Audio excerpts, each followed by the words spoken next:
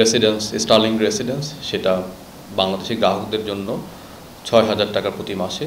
দ্বিতীয় গাইড প্যাকেজটা হচ্ছে স্টারলিংক লাইট, সেটা ৪২০০ টাকা করে।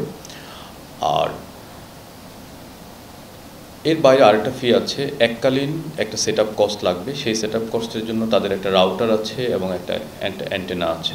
আপনারা জানেন যে যেহেতু এটা স্যাটেলাইট ইন্টারনেট, এর জন্য কোনো ধরনের কোর নেটওয়ার্ক, ট্রান্সমিশন নেটওয়ার্ক বা অ্যাক্সেস নেটওয়ার্ক, এই ধরনের নেটওয়ার্কের প্রয়োজন হয় না।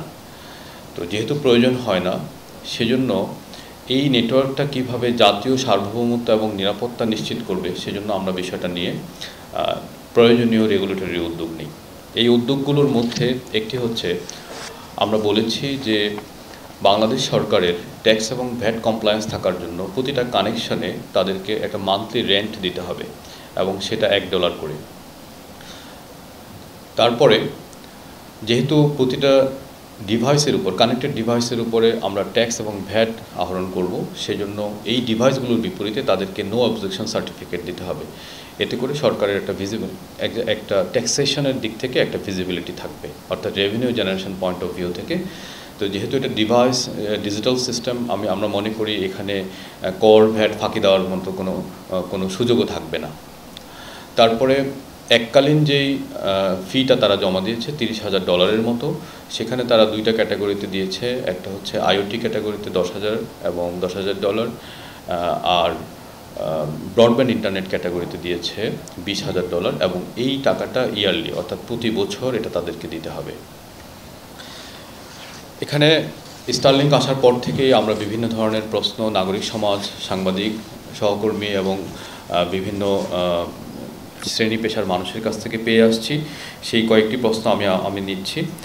প্রথমত হচ্ছে স্টারলিংকের কোনো ডেটা লিমিটেশন থাকবে কিনা। তো আমরা মনে করি যে স্টারলিংকের কোনো ডেটা লিমিটেশন থাকবে না।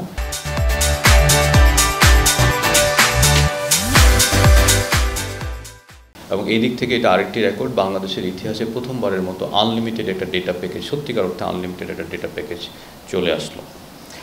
আরেকটা প্রশ্ন অনেকেই করেছেন যে আসলে স্টারলিংক আমরা কাদের জন্য করেছি, এটা সেবা গ্রহীতা কারা।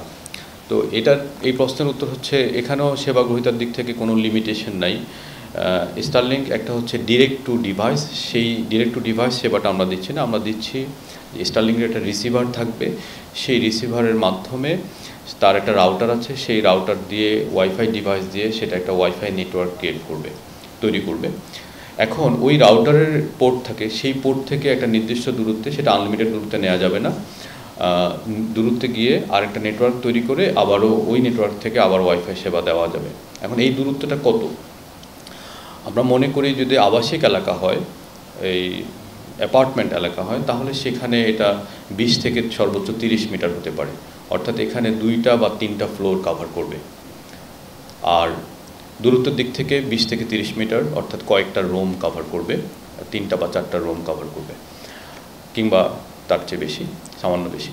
অর্থাৎ একটা বড় অ্যাপার্টমেন্টের জন্য একটা সেট এনাফ।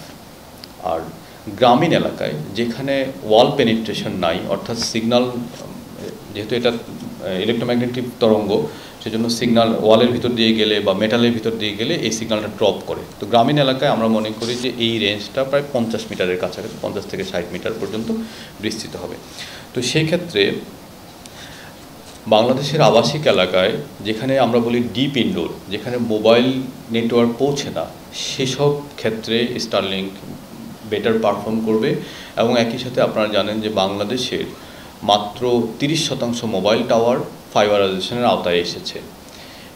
বাকি যেই টাওয়ারগুলো, অর্থাৎ এই যে বাংলাদেশে প্রায় 40,000-এর কাছাকাছি টাওয়ার আছে, সব কিছু মিলে সাধারণত সবচেয়ে বেশি গ্রামীণ ফোনের সভাপতি হয় প্রায় 25,000-এর মতো। এই সব টাওয়ার যদি আমরা হিসাব করি, সেখানে 30 থেকে 35% টাওয়ার ফাইবারাইজেশনের আওতায় আসছে। যেহেতু ফাইবারাইজেশনের আওতায় আসেনি, সেজন্য মাইক্রোওয়েভের মাধ্যমে স্বল্প সক্ষমতার ব্যান্ডউইথ দিয়ে এই টাওয়ারগুলোতে ইন্টারনেট দিতে হয়।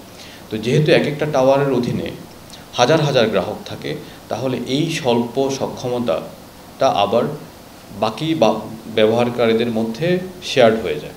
তো যে জন্য আমাদের বর্তমান গ্রাহকরা আসলে সব চেষ্টার পরেও ক্যাপাসিটি সক্ষমতার কারণে তারা ভালো ইন্টারনেট সেবা পায় না। স্টারলিংক এই অচলাবস্থাটা দূর করবে। একটা স্টারলিংক ডিভাইস যদি মাননীয় প্রধান উপদেষ্টার বাসায় রাখা হয় এবং একই সাথে যদি খাগড়াছড়ির কোনো একটা গ্রামে রাখা হয়, দুজন গ্রাহক একই সেবা পাবে এবং স্টারলিংকের মাধ্যমে কোনো ধরনের ব্যান্ডউইথ ডিসক্রিমিনেশন করার সুযোগ নেই। তো তার মানে আমরা বলছি গ্রামীণ হাটবাজারে কিংবা শহরে কন্ডোমিনিয়াম বা অ্যাপার্টমেন্টে এটা ব্যবহার করা যাবে এবং ব্যক্তি চাইলে এটা শেয়ার করতে পারবেন। তবে আমরা এখানে যেটা রেখেছি, আমাদের আইএসপি সহ যারা আমাদের লোকাল ইন্টারনেট প্রোভাইডার আছে তাদেরকে সুরক্ষা দেওয়ার জন্য আমরা এই ডিভাইসটার উপরে মোবিলিটি সুযোগ দেই নেই। অর্থাৎ আপনি যদি স্টারলিংকের রাউটার থেকে কেবল কানেক্ট করে কিছু দূর নিয়ে আবার স্টারলিংক থেকে ওয়াইফাই একটা রাউটার থেকে ওয়াইফাই সেবা দেন, সেটা দিতে পারবেন। কিন্তু এই ডিভাইসটা সেলের উপরে আপনি মোবিলিটির সুযোগটা আমরা দিই না। এটার মাধ্যমে আমরা আইএসপিদেরকে প্রোটেক্ট করছি। স্টারলিংক কি উদ্যোক্তা বান্ধব? তো আমরা বলছি অবশ্যই উদ্যোক্তা বান্ধব।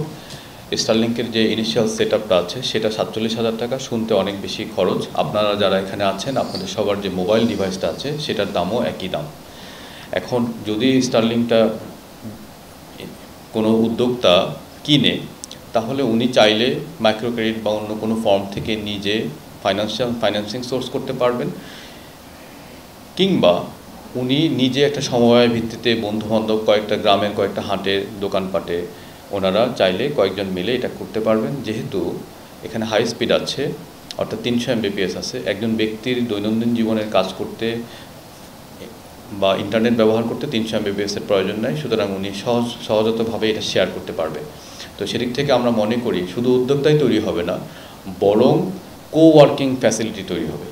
ধরুন একটি গ্রামে কিংবা একটি মফস্বল শহরে যদি কয়েকজন ফ্রিল্যান্সার থাকেন, তাহলে তারা মিলে একটা ইনফর্মাল অফিস ওয়ার্ক তৈরি করতে পারবেন। সেই অফিসে তারা এই স্টারলিংকটা দিয়ে তারা এটা শেয়ার্ডভাবে সবাই ব্যবহার করতে পারবেন।